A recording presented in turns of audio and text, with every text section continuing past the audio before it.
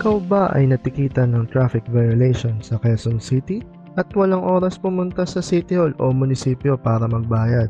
Huwag ka mag-alala, may QCE services na or online payment ng traffic violations.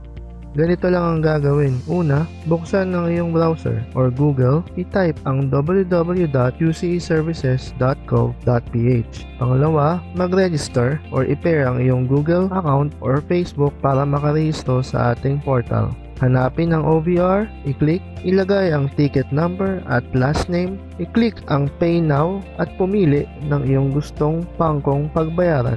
Maaaring ito ay GCash, Paymaya, or Landbank.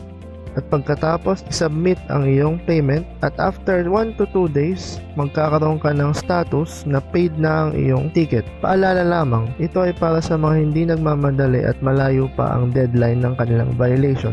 Kung sa mismong deadline ka magbabayad, mas magandang pumunta na sa pinakamalapit na munisipyo para magbayad o sa mismong munisipyo ng iyong pinaghulihan. Maraming salamat mga ERP, Takits!